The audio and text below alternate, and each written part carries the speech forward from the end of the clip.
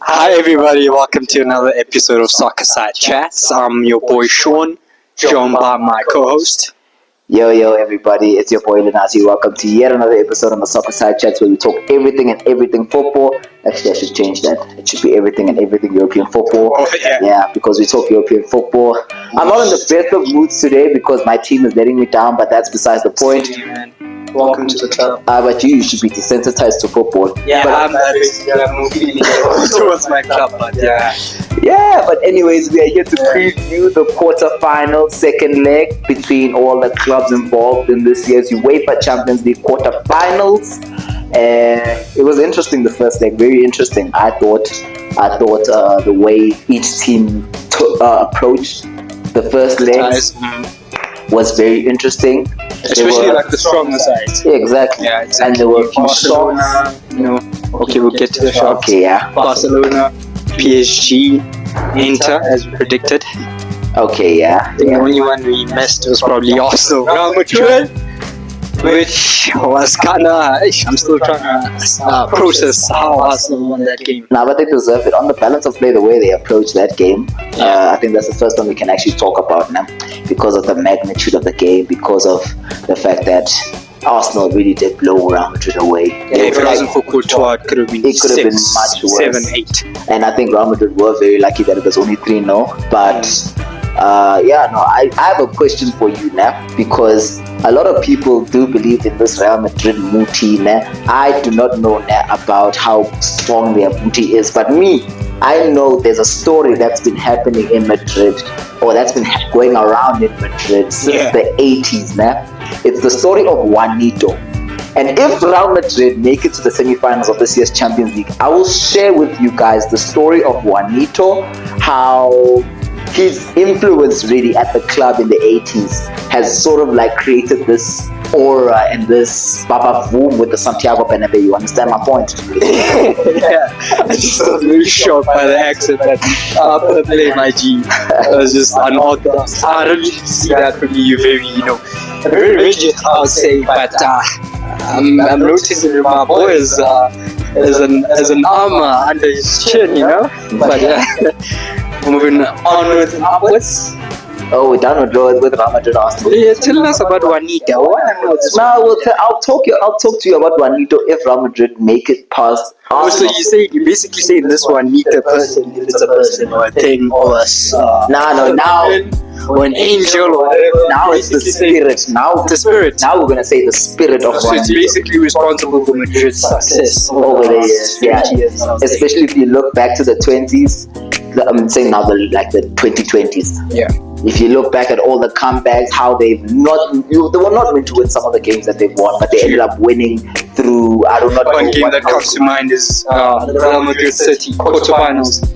The graphic even showed Real Madrid had a 1% chance of qualifying, City on 99%. And guess what happened? The rest is history. 2 goals, and they ended up winning the competition. So that's why we cannot say that Real Madrid are out for sure. As much as we know that there's no real balance going forward, because a lot of their players like drifting to the left side.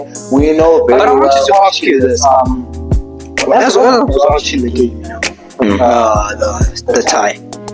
Out of possession, man, they were just all over the place. And that's, I think, a result Is it down to Mbappe? I think that's because of the fact that now they have an extra luxury player. And I think he's kind of redundant when they... How so? Like, he just walks, bro. Remember when they had Bellingham last year? Yeah. Bellingham, they're sort of like an extra midfielder. Which allowed them to play, Chouamini or Camavinga. And they actually set up with a 4-man midfield at times. Last year, looking at the game against Manchester City at the Etihad. But now another thing. Got Bellingham. And another thing I also wanted to point out is the fact that with now Toni Kroos missing in that squad, you don't notice any more players that can now play balls in between the lines and all that stuff. Also, another factor is the organization on the pitch. Toni Kroos was like another coach on the pitch, just organizing the team and all that. So now maybe it's Ceballos. Let's see. Because I've seen him. $1 million question. Why is Ceballos now? This is the $1 million question. Everyone wants to know now. Because there are some people that are gonna be betting. They're gonna say Betway. They're gonna say either way, gents. You know. Madrid. Yeah. So if you say Betway now, you open Betway, you saying Real Madrid are gonna win. Madrid comeback. Haaland Madrid. I believe 1% chance. I mean 99% faith, 1% chance. I believe they have to win. I think, guys, they strike me as that team that never die. Madrid 4-0 or whatever, or just to win the game. Might even go 3-0. Might go to penalties. But I think they do it. Problem is now, Arsenal are one of the best sides without the ball. Defensively in Europe. The structure, the shape. Remember the game Etihad? I think that one springs to mind, especially because they were down to 10 men. That's Exactly. why you can take into account the fact that Real might not score 3 goals. But you can also argue against Arsenal because they do not have key players in that defensive line like Gabriel. As much as Saliba, you'd look at it and be like, okay, he's the leader of that back line now. True. But AI Gabriel is a legend. He's a monster of a centre back. And you don't have Calafiori still. But I think in the first they did quite well to stop out, Madrid's Yeah, no. threat. I felt like if anything, they just blew Real Madrid away. But one thing I can guarantee you, in that game there will definitely be a penalty. Yeah. Remember, this is gonna be tough against 11, my guy. The referee, Yeah. they're gonna be on duty for now, for sure. They're having meetings now. Yeah. Doing something. They cooking a Madrid comeback. I'm telling you, dog. Even Carlo, remember, you see the post match when he just raised his eyebrows. That thing is moody, dog. That's why I said the spirit of Juanito. But anyway, guys, moving on to the next Champions League match that we're gonna look to. That's another big one. I did say to you before we carry on. I did say to him before air that out of the Dortmund, I'm sorry for any Dortmund. My Dortmund. You guys are sorry out. PSG, Inter, Real Madrid. In those 3 games, I think there's gonna be a comeback. In at least one of them. In at least one of them. It's impossible that we won't get. So you guys that are gambling out there, just make sure you play your things properly. You feel? So yeah. Hey, alright, let's go. Let's look into Birmingham. Let's go to Birmingham. Aston Villa hosts PSG. Second leg, 3-1 down. That's the current score in the tie. I It's think that half-time. Nuno Mendes goal actually. I killed them. I think it also killed them. But it's one of those situations where in the past PSG have had the 2-goal advantage in Europe and have failed to take that advantage or to carry that advantage all the way through and win the tie. You think back to maybe Chelsea in 2013-14. You think back to maybe Barca's comeback. You think back to even Man United. Oh yeah, United. All the blew that on away was kind of shocking. Exactly. I think that's kind of the worst. I know I support United, but that's the worst. At home, where they blew that was. So it's one of those things where I can argue for PSG, not for PSG. I mean for Aston Villa, but at the same time I can look at it and be like, this PSG is probably the best PSG we have ever seen in what, since the takeover. No superstars, everyone works hard together as a team. I think Enrique's is still that culture where everyone is on the same page. Like there's a togetherness, there's a unity in that squad.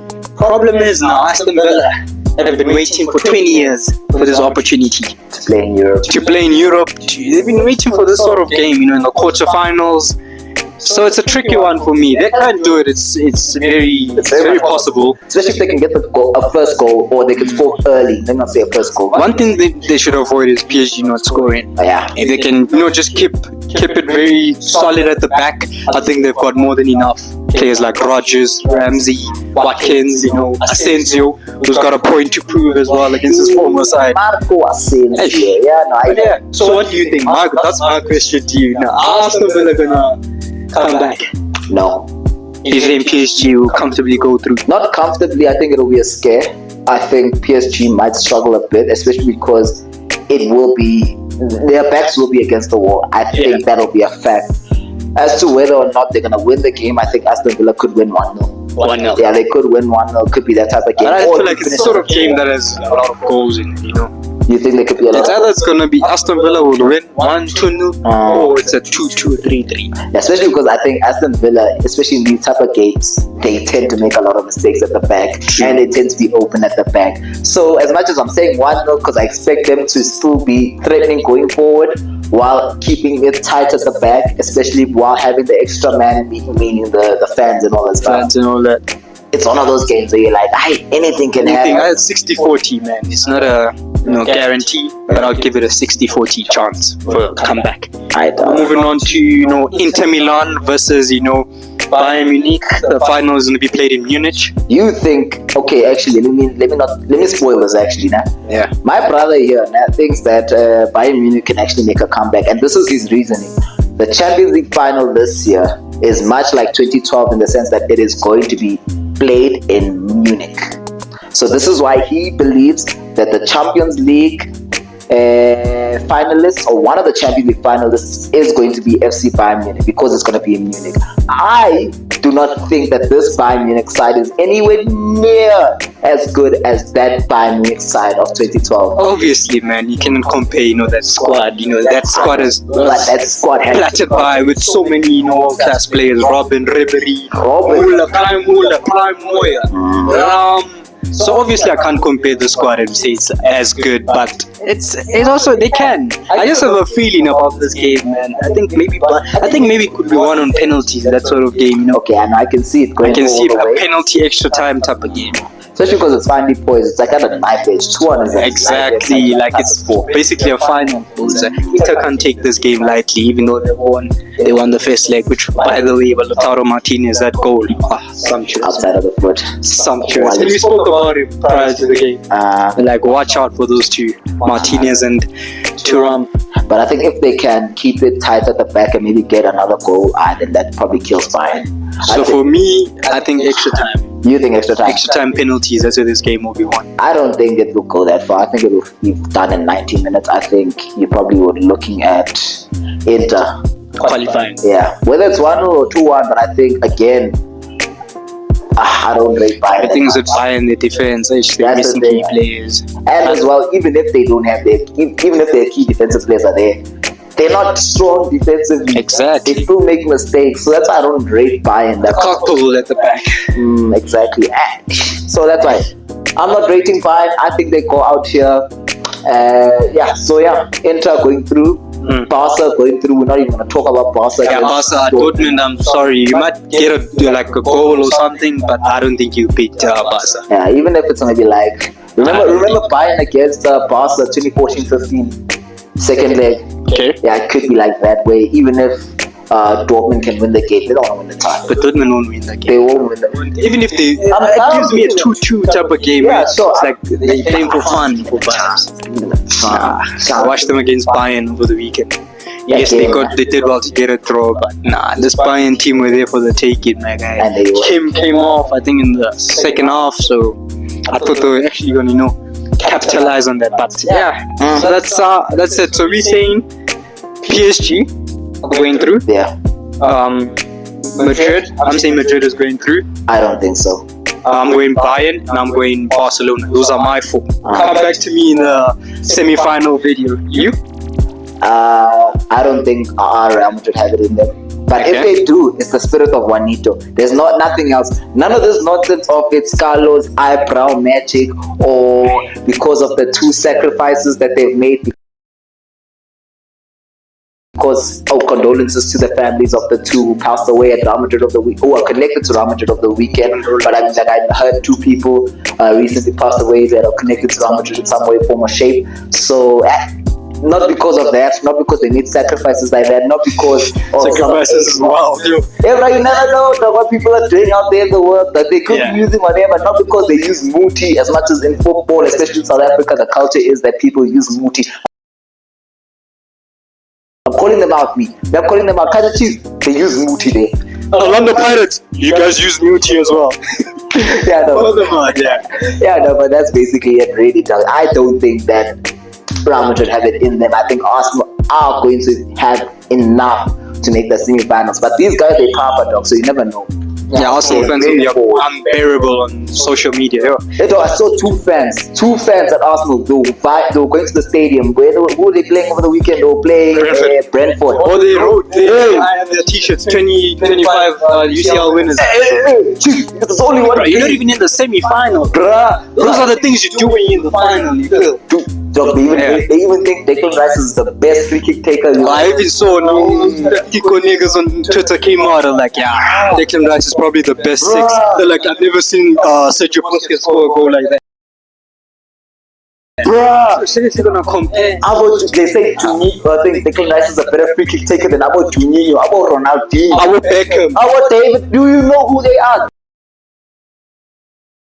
Chunks, I get out of here, Chunks, I get out of here. Arsenal fans, you guys are mal, I'm telling you. I'm sorry to say this, but even my sister, I know watching this, sorry. You guys are mal. That's it for the second leg preview. Tomorrow, Champions League. Oh my word, I can't wait actually to see what actually is going to happen, guys. Don't forget to subscribe, to follow us, to like this video. Thank you guys so much for your support.